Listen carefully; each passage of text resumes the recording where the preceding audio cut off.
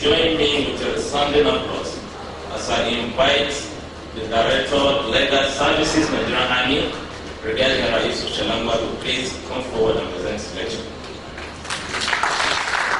Army staff, ably represented by the Chief of Policy and Plans, Major General L.J. Okunore, the Director General, Nigerian Army Resource Center, senior officers, ladies and gentlemen. So let me start first by apologizing to the Director General, Nigerian Army Resource Center,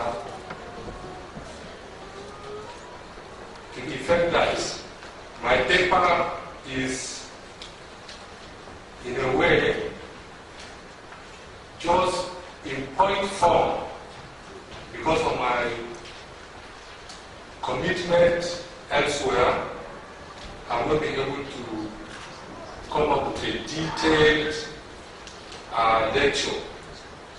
But I believe that at the end of the day,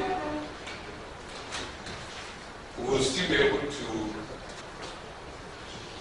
get one or two things from the paper I'm going to present. Without much wasting of time, my paper is on command responsibilities, the legal perspective. By way of introduction, I want to say that the Nigerian Army Resource Center was directed by the Chief of Army Staff to organize the ongoing seminar, or the one-day seminar, on leadership and command responsibilities for officers of the rank of Colonel and Brigadier General of the Army or equivalent, in the sister services, and of course other security agencies. The Nigerian Army Resource Center, in its invitation letter to me for this lecture, rightly observed that there has been an increase in the operational engagements of the armed forces and other security agencies within and outside the country in the recent past due to current and emerging security challenges.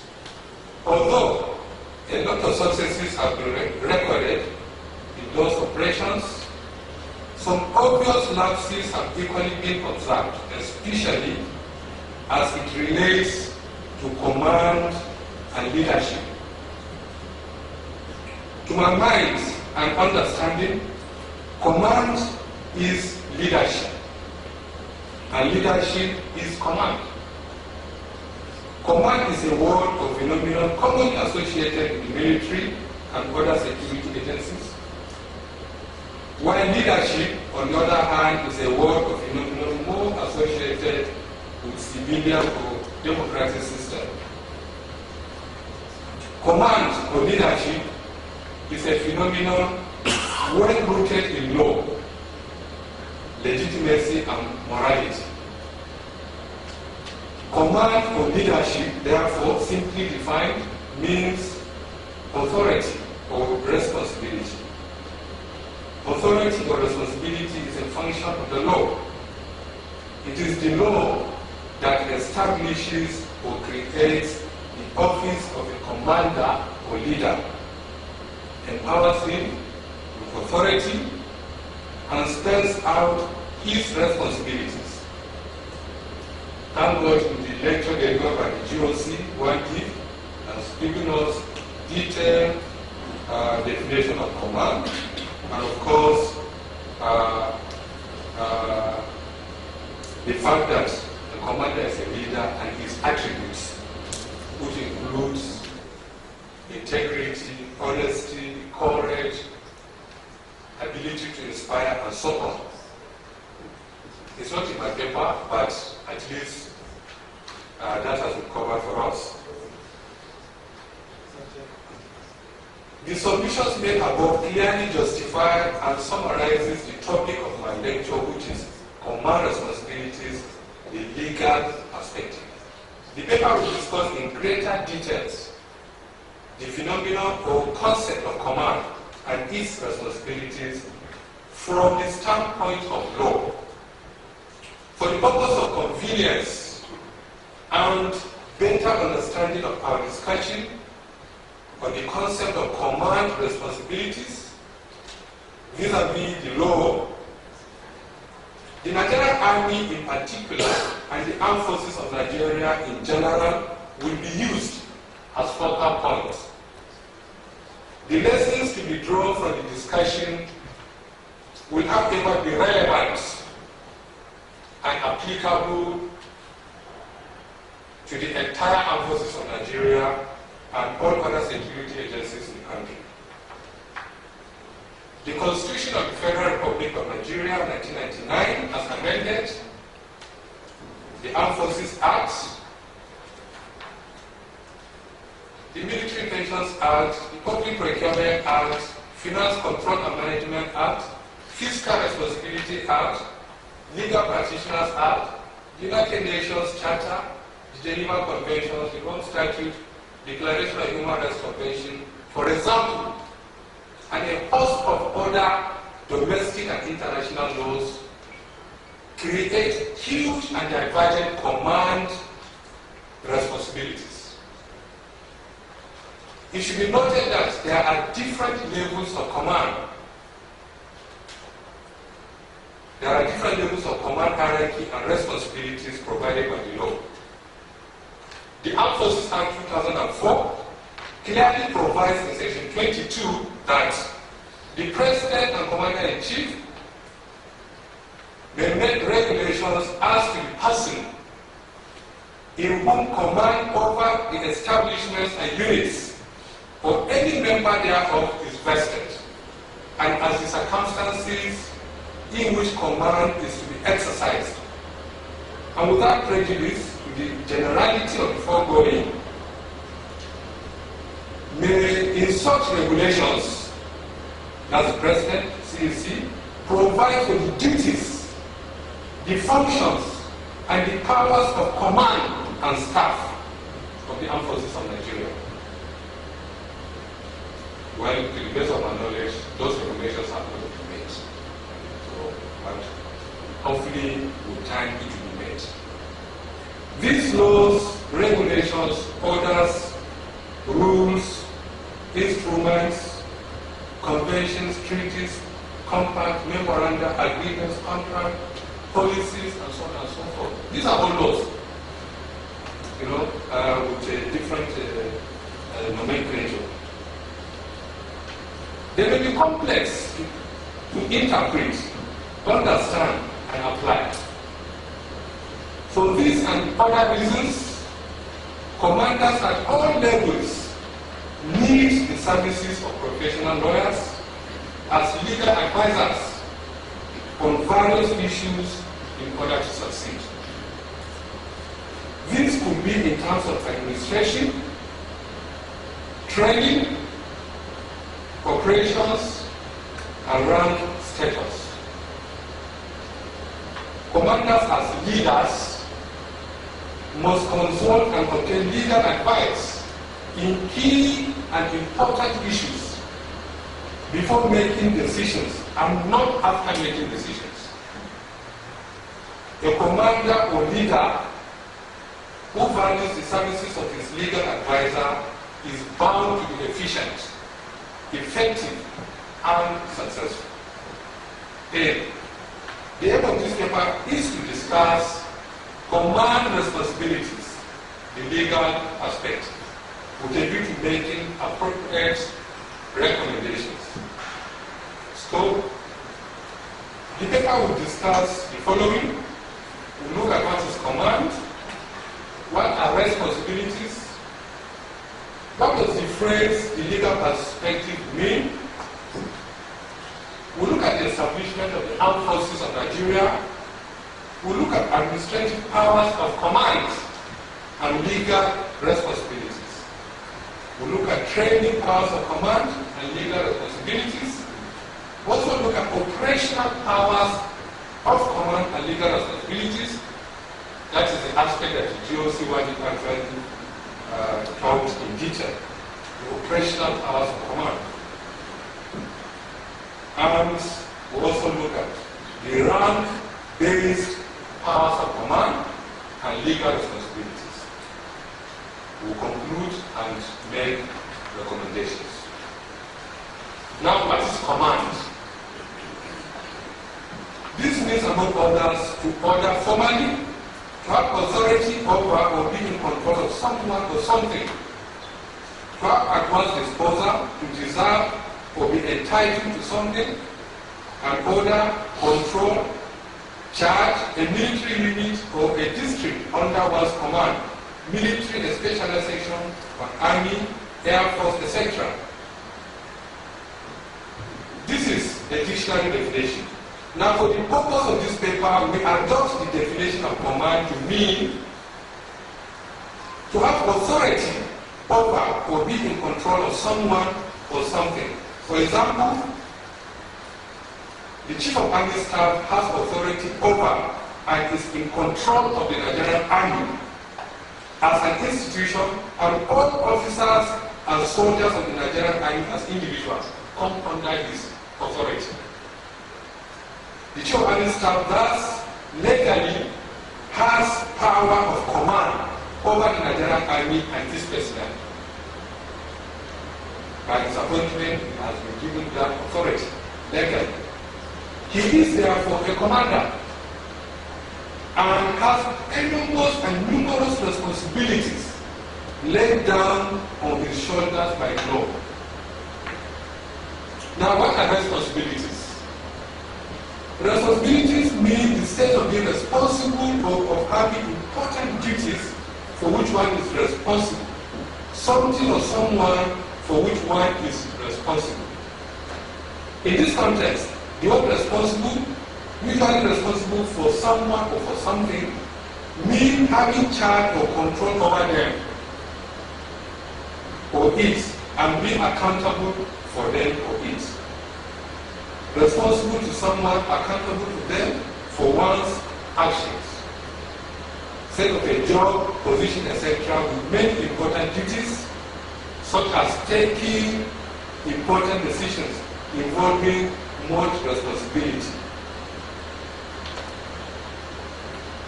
Responsible for something, being the cause of it, sake of a person, able to be trusted, able to answer for one's own conduct, capable of rational and socially acceptable behavior.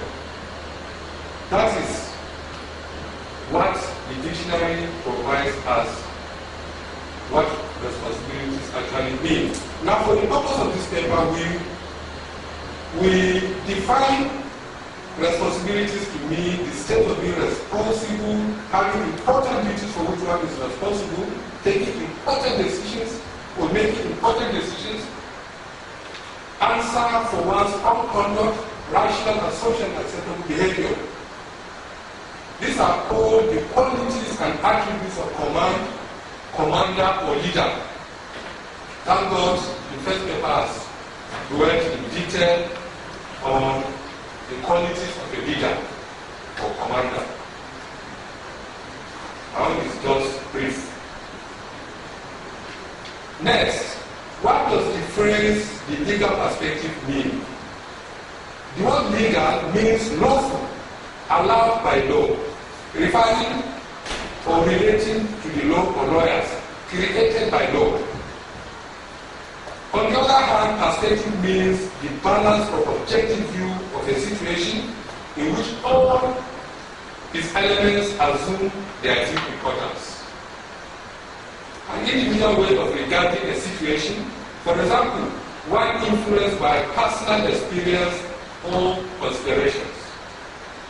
In the context of this paper, therefore, the phrase, the legal perspective, means command and responsibilities of commanders, commanding officers, soldiers, militaries, and aircraft men generally that are created by law. Lawful, allowed by the law, and relate to the law. In other words, we are going to look at the legal aspects of the responsibilities of a commander in the military,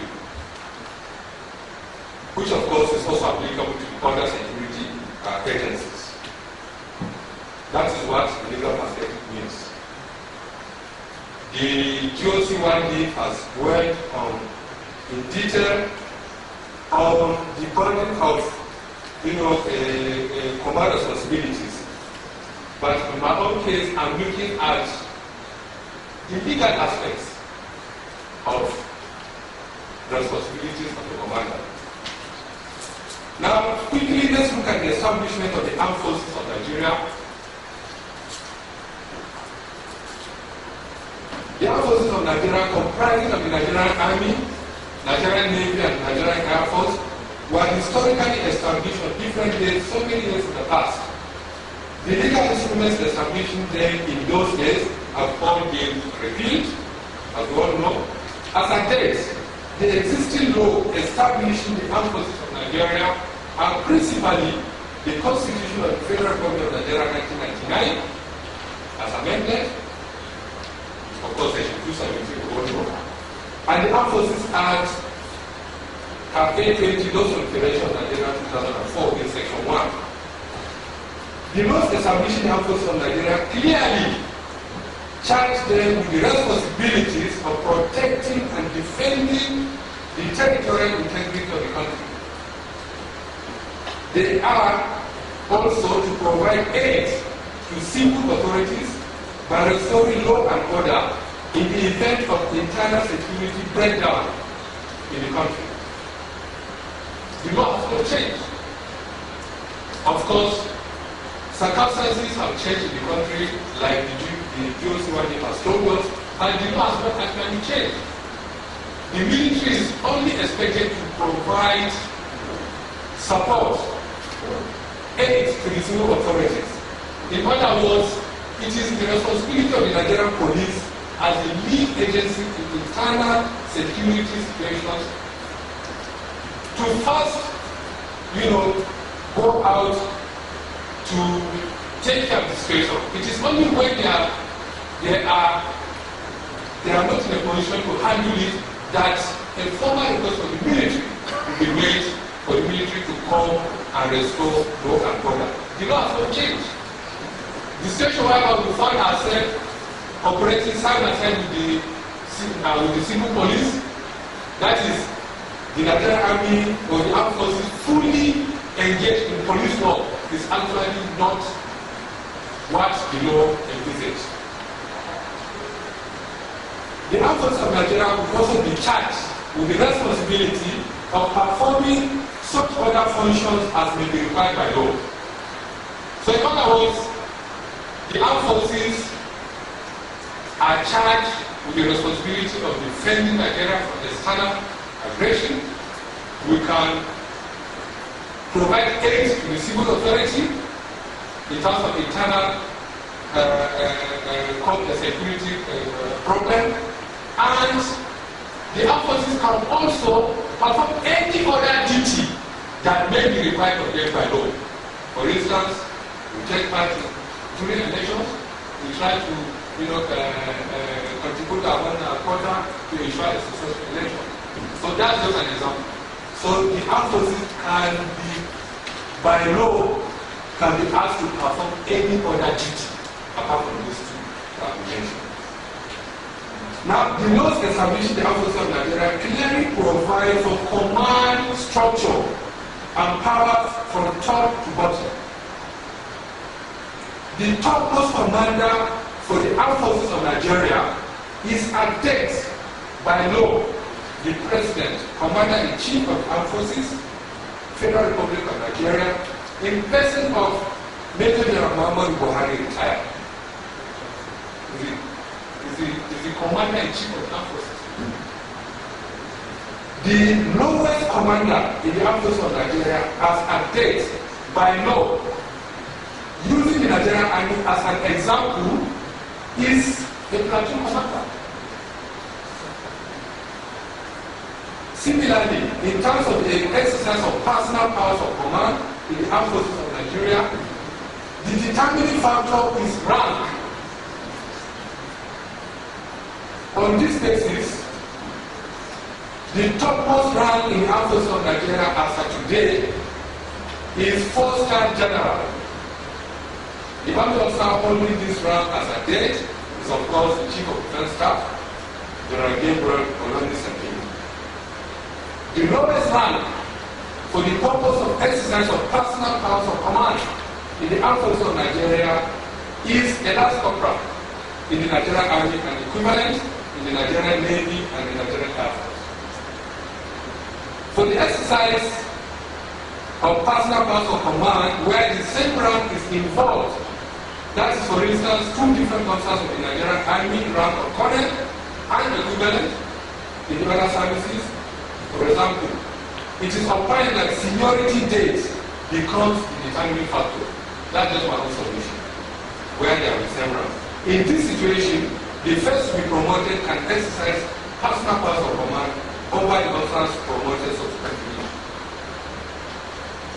By personal powers of command, I simply means based on rank in the armed forces, the superior, the person holding superior rank has authority over his subordinates.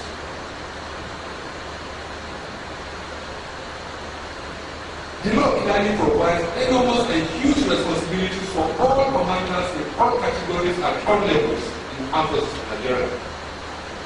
For example, in the categories of structural commanders, that is, the armed forces of Nigeria, the services, the formations, the units, and so on. The following commanders, to mention a few, have command responsibilities. They are, just an example, Mr. President and Commander-in-Chief, that's part of command over the armed forces. The CDS, the service chiefs, the GOCs, the FOCs, AOCs, commandants, corps commanders, brigade commanders, there are so many of them here, but commanding officers, officers commanding, even platoon commanders, these are all commanders by law. Because they have responsibility. They are leaders at different levels in the armed forces. For the category of personal powers of command, which is solely based on superior rank, all officers and soldiers, seamen, airmen of the armed forces of Nigeria, holding the rank of the 4-star general down to last corporal, also have enormous and huge command leadership responsibilities in terms of superior and subordinate relationship expectations. This paper will subsequently discuss the nature and different types of command responsibilities in the armed forces of Nigeria. Now, let's look at administrative powers of command and the legal responsibilities. Abstract definition of keywords. The first type or nature of command can be described with the adjective administrative. The noun administration means the organization and running of a system. The armed forces is a system. The 3 services of the armed forces of Nigeria, made up of the Army, Navy, Air Force, as a matter of law and fact, are federal government agencies. They are organizations charged with the defense of the country. For the armed forces of Nigeria to discharge this function properly, efficiently, and effectively, administration is fundamental. The armed forces of Nigeria is a complex system. Commanders or leaders at various levels run the system. It's not the chief of army staff that runs the army alone. No. Even a platoon commander, like I mentioned earlier, is a commander. He's a leader. He has responsibility at that level.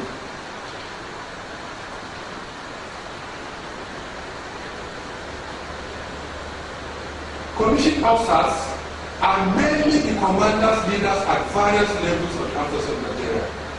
Non-commissioned officers also have leadership role at the lower level, like I mentioned.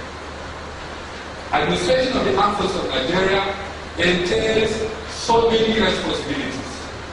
In this discussion, we shall consider only some major responsibilities in the administration of the armed forces of Nigeria, using the Nigerian Army as an example. Now, general administration of the armed forces of Nigeria. The federal government of Nigeria, led by Mr. President, Commander-in-Chief, by law, established, maintains, and administers the armed forces of Nigeria.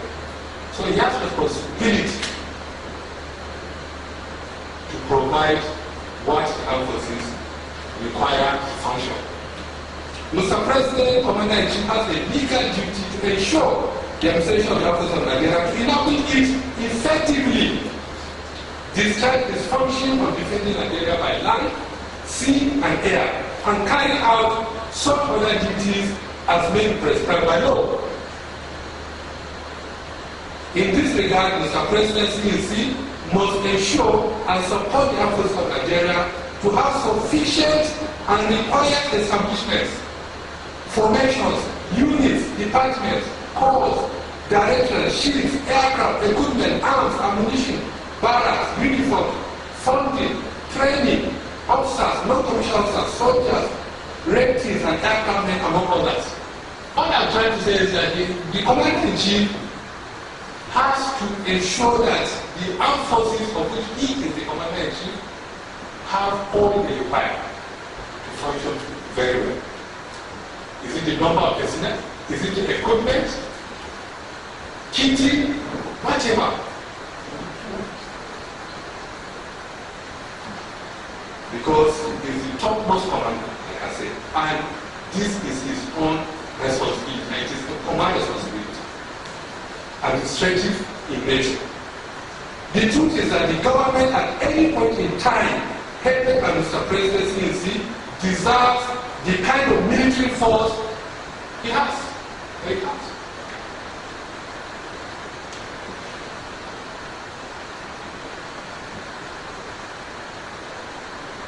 Because he is the one who provides the resources. I put all the requirements. So, the federal government gets the kind of armed forces they want. Next, commissioning enlistment of officers, soldiers, rangers, and aircraft men. Commissioning of officers and enlistment of other ranks into the armed forces of Nigeria is a major administrative function. The Chief of Administration and Military Secretary and all those involved in the exercise have a certain responsibility to ensure that the best materials, that the best persons, are brought into the system to enable the armed forces of Nigeria discharge its functions effectively. So when we talk about command responsibility, we are not really talking of the responsibility of commanders during war. No. The responsibilities are many and different in nature. The only way this can happen is for those charged with the responsibility of commissioning or enlisting commissioning officers or enlisting other ranks presented to the armed forces of Nigeria is to strictly abide by the laid down provisions of the law and relevant regulations governing the exercise. We all know commissioning of officers, enlistment of soldiers, there are policies, there are regulations, there are guidelines. They are not made for fun. If you want to have the best military, you must comply with all the rules and regulations provided for whatever activity or exercise. You don't follow it there, you don't get the best. Any breach of the command responsibilities stipulated by the laws, the regulations governing commissioning or enlistment of personnel into the armed forces of Nigeria must be sanctioned accordingly. Because it's a failure responsibility. Next, postings and appointments of officers, soldiers, ratings, and aircraft. Postings and appointments of personnel in the armed forces of Nigeria is a major administrative function or responsibility. It is a common responsibility at different levels. For instance, in the Nigerian Army, the Chief of Army Staff, Chief of Administration, Military Secretary, Army, Commander Army Headquarters Records, Corps Commanders, etc., as example, play a role in postings and appointments of officers and other ranks, non-commissioned officers, soldiers, veterans, aircraft. Posting and appointments in the armed forces of Nigeria is a function of law.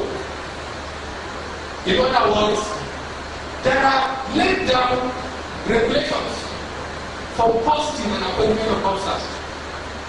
Whoever is in charge of those responsibilities must ensure that they abide by those laid down policies, rules, and regulations if the armed forces is to get the best and move forward. There are laid down rules and regulations, like I said, governing postings and appointments in the armed forces of Nigeria. They must be complied with strictly without any favor or sentiment. A violation of the law in this respect should also be sanctioned. We have the Nigerian Army Administrative Policy, revised 2015, made by the Department of Army Administration. It contains all the policies on several aspects of administration of the armed forces of the army, and they constitute law. So failure to abide by those provisions by persons in charge of the subject becomes an offense. Any officer or other man unfairly treated with regards to posting and appointment should have a right of redress under section 178 to 179 of the Armed Forces Act, because the law must be followed. Next, promotion of officers, soldiers, veterans, and aircraft men. This is also an administrative function and responsibility. It is also a function of the law. There are laid down rules and regulations governing promotion in the armed forces of Nigeria, and they must be complied with. It is a responsibility. It is a common responsibility to implement the rules and regulations governing promotion exercise strictly without any sentiment.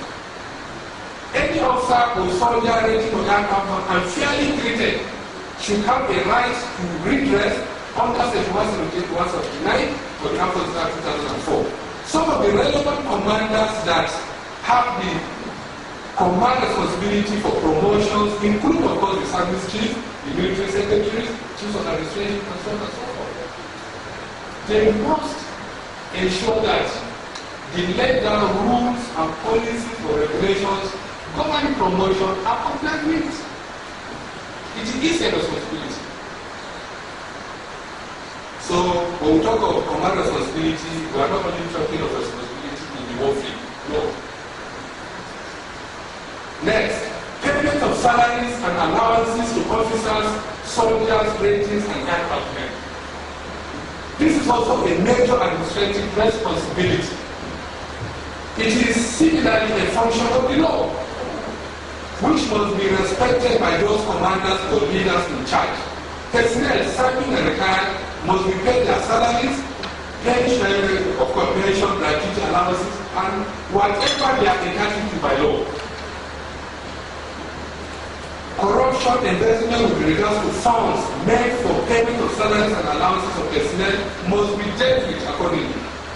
The principal commanders, leaders having command responsibility to ensure the payment of salaries and allowances for personnel of the armed forces of Nigeria as at when due include, of course, the presidency, CPS, service chiefs, chiefs of accounts and budget, formation and unit commanders, finance officers at various levels, and so on and so forth.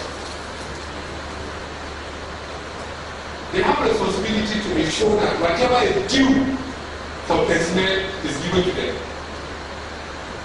Because it is a function of law, like I said, all of us know, we have the armed forces financial regulations. in which all the allowances that we're entitled to are contained. Whatever you're entitled to is provided in those financial regulations. If it is there, then it is a command responsibility for whoever is restored with that responsibility to ensure that personnel get what is due to them. The payment of reasonable, adequate and timely salaries and allowances to personnel of the armed forces of Nigeria has a great and direct effect on their morale and effective discharge of their duties. There's a linkage. So those who are concerned in that regard should discharge their responsibility as I stated earlier. Next, leave and passes for officers, soldiers, ratings and aircraft men. The grant of annual leave and passes is provided for in the harmonized terms and conditions of service for officers, soldiers, ratings and aircraft men, as well as other administrative policies in the armed forces. It is covered in the document I just mentioned for the Army, that is the administrative policy 2015. It is therefore a function of law. Leave and passes are welfare issues and impact greatly on the psychological status of the personnel. It has a direct bearing on the efficient and effective discharge of military duties, both in peace and in warfare. Therefore, if your personnel is entitled by the policies and regulations on ground to go on annual leave or to be given acts, please, as a leader, as a commander, don't deny him. You have the responsibility to ensure that he gets what he is entitled to by law. Any unfair denial of leave and passes to personnel in the armed forces of Nigeria may result in the increase of absent without leave cases or even desertion. So in other words, we will create a problem. Yes, as a commander, it's at your discretion, based on what the law says. Do not deny your personnel leave or pass based on the subjective reason. The grant or denial of leave and passes is clearly an administrative command responsibility which falls squarely on the shoulders of commanders at all levels, who have troops or personnel under their control. The point is clear.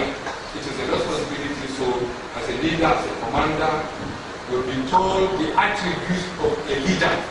And a leader is a commander is a leader. It should be fair to everybody. It should be honest,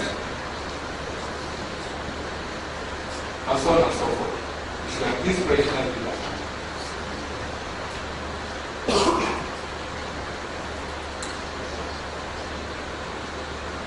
Next, discipline, trial of officers, soldiers, ratings, and aircraft men. Discipline is the pillar and bedrock of any armed force globally, including the armed forces of Nigeria. The Armed Forces Act is the principal law governing the affairs of the armed forces of Nigeria. The Armed Forces Act 2004 creates criminal offences punishable in Part 12. Sections 45 to 114. Officers, soldiers, ratings, and aircraft men are all subject to services as contained in Armed Forces Act and other applicable laws. As a matter of fact and law, personnel of the Armed Forces of Nigeria are subject to civil laws as well under the doctrine of compass. Doctrine of compass simply means agreement. Compass is just a legal word, it means agreement. So for you to agree to be in armed forces, then you are subject to what is civil and the military law. Now, any breach of the law by service personnel may result in such a person being investigated, of course, by the military police and other investigative organs. He could be charged and tried summarily or by court martial. Where convicted, appropriate punishment prescribed by law will be awarded. The issue of discipline, trial, and punishment of service personnel is a command responsibility, which is administrative in nature. In this regard, those commanders or leaders at all levels who are bestowed with the powers of investigation, that was the PNC, he has a lot of responsibility in that regard. Powers of convening of court martials, trial, punishment, review of cases, confirmation, as well as ensuring due process and fair hearing in the system, have a sacred duty to discharge these responsibilities as required of them by law. We are all senior officers here, colonels, brigadier generals, most of our commanders, brigade commanders, and so on. And you have the legal power under the Forces Act to discipline personnel, court martial personnel, somebody will deal with the personnel that are committed an offense. The military police are there to investigate such offenses. The legal services are there to provide personnel for the court martial to review the cases. Army is there to confirm. So at all these levels, we are expected to discharge our own responsibilities as provided by the law to the best of our ability. And then we have a good system in the armed forces of Nigeria. Those who play critical roles with regards to the issue of discipline, trial and punishment, etc. in the armed forces of Nigeria include, just for example, presidency in seat, because you can complete a court martial. The section 131 of the Armed Forces Act. The CDS, the service chiefs, chiefs of administration, formation and unit commanders, the whole here, the PMA, the DLS, all of us have responsibilities with regards to discipline of personnel, and we must discharge such responsibilities in accordance with the law to the best of our ability. Discipline has a direct impact on the operational capability of the armed forces. Justice and fairness for fair hearing have great impact on discipline. And without justice, there will be no discipline. And without discipline, there will be no armed forces. So these are all interwoven. So our military justice system must be taken seriously, and all those who play a role, like I mentioned, it is a responsibility which they must discharge properly. Otherwise, the kind of problem will come up. We all know. The law is clear in the paper, in the book, but do we practice it? Do we go by what the law says? Next, retirement, discharge of officers, soldiers, ratings, and aircraft men. This is also a command responsibility and administrative in nature. It is also a function of the law. The Armed Forces Act 2004, the H status for officers, soldiers, ratings, and aircraft men, various administrative policies prescribe the conditions upon which a service personnel can be retired from service. These conditions include run-out date, age on rank, medical boarding, illness, disciplinary ground, undeployability, failure at a promotion board, voluntary application, and so on and so forth. The commanders or leaders at all levels who have the command responsibility to treat the issue of retirement of personnel, to treat the issue of retirement of personnel must ensure that they comply with the requirements of the law governing the subject matter. Well, it has been wrong as to time, so I'll try and quickly go through the remaining aspects. Well, the important thing is that the subject matter retirement or discharge is also a function of the law, and the law must be followed by those who are in charge. Next, implementation of the harmonized terms and conditions of service. HCAP law contains so many provisions, they are not made for fun. So those who are responsible must ensure that those provisions are clearly implemented as provided. Next, training powers of command and legal responsibilities. Here too, I just summarize it. The armed forces have a lot of training institutions. For instance, in the Nigerian Army, there is no corps that does not have a training school. The latest among which is Mamon Corps, that's the legal services. We now have the Nigerian Army School of Legal Service in Zaria. So all these training institutions and the Department of Training and Operations that are engaged with the issue of training, they have responsibility to ensure the best for the armed forces. There should be no sentiment insinuating who should go for court, whether in Nigeria or abroad. The laws must be followed. There should issues of examination malpractice should be dealt with, and so on and so forth. These are all responsibilities. These are all responsibilities. I'm just summarizing because of time. So the point here is that when you talk of command responsibility, please, I'm repeating it again. As far as the law is concerned, it is wide. It's not just about operation. Next, operational powers of command and legal responsibilities. That is exactly what the GOC one day lectured about. That is the, okay, let me just quickly, I will not waste time. The military profession is all about the conduct of operations. This is basically fighting wars and providing aid to civil authorities by restoring law and order during internal crisis. Military operations entail very, very serious command responsibilities. Even wars have laws. Breach of these laws of war carry sanctions which may include death penalty. Now, like I said, the lecture by the GOC is on operations. So, it's just a part of command responsibility. I just want to read the provision of section 239 in view of what the GOC one day told us regarding the incident of that happened between the army and Shia in Kaduna. The law section 239 is very, very clear.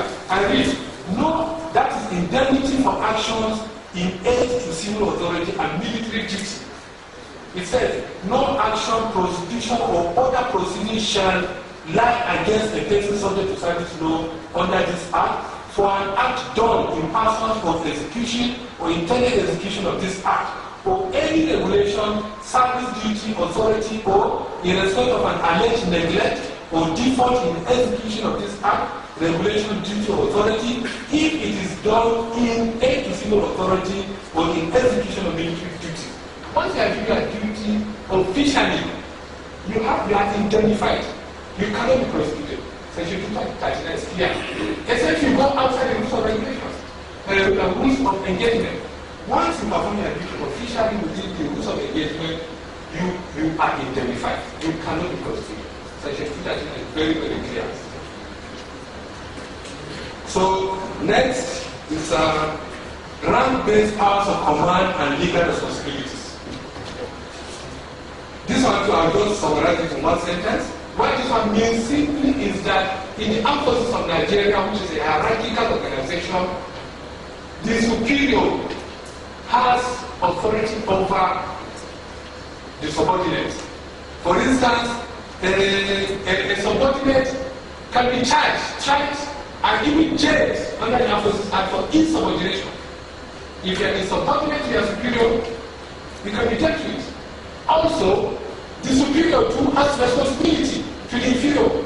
In treatment of an officer or a person of inferior rank is also a criminal offense under Section 92 of the Armed Forces Act. So, if you unfairly treat a person you are subordinate, you can be jailed. The law is very clear. Our laws are good.